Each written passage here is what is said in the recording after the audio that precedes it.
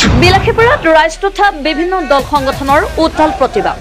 বিলাসীপাৰা সমজিলা কাৰ্যালয় চৌহদত এঘণ্টীয়া অৱস্থান ধৰ্মঘট পালন কৰি প্ৰতিবাদকাৰীয়ে বিভিন্ন শ্লোগানেৰে পৰিস্থিতি উত্তাল কৰি তোলে। বিলাসীপাৰাৰ বৃহত্তৰ চৰাঞ্চলত মহাবাহু ব্ৰহ্মপুত্ৰৰ গৰাখহনীয়াৰ ৰাস্তা ঘাটৰ বিভিন্ন সমস্যাক লৈ সাব্যস্ত কৰে এই প্ৰতিবাদ। মায়াৰছৰ বাহিৰ চোৱাপাতা আদি অঞ্চলত ব্ৰহ্মপুত্ৰ আৰু ইয়াৰ উপনৈৰ গৰাখহনীয়াত হাজাৰ হাজাৰ বিঘা কৃষিভূমি আৰু গৃহ নদীৰ বুকুত জাহ গৈছে। কোনো এখন চৰকাৰৰ প্ৰতিনিধিয়ে গৰাখহনীয়া প্ৰতিৰোধ কৰিবলৈ ব্যৰ্থ হৈছে। প্ৰতিবাদকাৰীসকলে বিজেপি চৰকাৰ মুৰ্দাবাদ, নদী বান্ধৰ স্থায়ী সমাধান কৰক আদি বিভিন্ন শ্লোগানেৰে উত্তাল প্ৰতিবাদ সাব্যস্ত কৰে।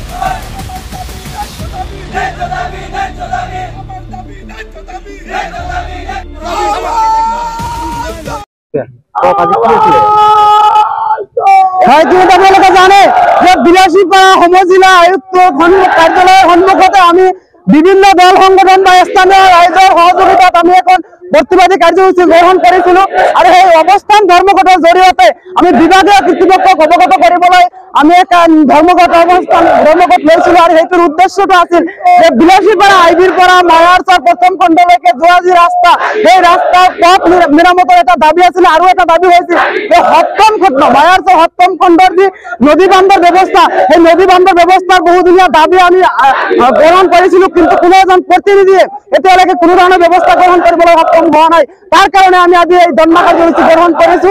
অনাগত দিনত আমি চৰকাৰী কাৰ্যালয় আমি ঘেৰাও কৰি প্ৰতিবাদ কৰিবলৈ আমি বাধ্য থাকিম যদিহে এই ৰাস্তা বা এই আপোনাৰ যি নদী বান্ধৰ ব্যৱস্থা সেয়া গ্ৰহণ কৰা নহয়। গতিকে আমি দাবী উত্থাপন কৰিছো খুব কম সময়ৰ ভিতৰত PWD বিভাগৰ যি মিনিষ্টাৰ তেখেতৰ দৃষ্টিগোচৰ কৰিব বিচাৰিছো, তেখেতৰ খুব কম সময়ৰ ভিতৰত আমাৰ ৰাস্তাৰ কামটো সম্পূৰ্ণ কৰে, তাৰ কাৰণে আমি দাবী উত্থাপন কৰিছো। আজি আমি প্ৰতিবাদ কৰিলো মায়াৰছৰ পাৰডলৈকে পাৰ্ট 7 লৈ বহুত গৰাখহনীয়া নদী বান্ধৰ কাৰণে সকলোৱে জানে এইটো আমাৰ দীৰ্ঘদিনীয়া দাবী। হাজাৰ হাজাৰ গড়বাৰী নদীত জাহ গৈছে, হাজাৰ হাজাৰ কৃষিভূমি জাহ গৈছে, কোনো ইয়াৰ খবৰ লোৱা নাই আৰু কোনেও আমাক আশ্বাস দিয়া নাই। আজি ৰাস্তা বিলাসীপাৰা মায়াৰছৰ পাৰডলৈকে পকীকৰণ এতিয়ালৈ হোৱা নাই। অতি সোনকালে অনুৰোধ কৰিছো এই ৰাস্তা আৰু গৰাখহনীয়া যদি ৰোধ নকৰে অনাগত দিনত ইয়াতকৈ ভয়াৱহ প্ৰতিবাদ কৰিম। আমাক জীয়াই থাকিবলৈ অধিকাৰ দিয়ক, আমাৰ ঘৰ বাৰী গ'লে সুৰক্ষা দিয়ক, নহ'লে আপোনালোকে AC গাড়ীত থাকিব আৰু এই বিজেপি চৰকাৰ আপোনালোকে দুখীয়াৰ কথা চিন্তা কৰক। আমদানি কথা চিন্তা কৰিলে নহ'ব।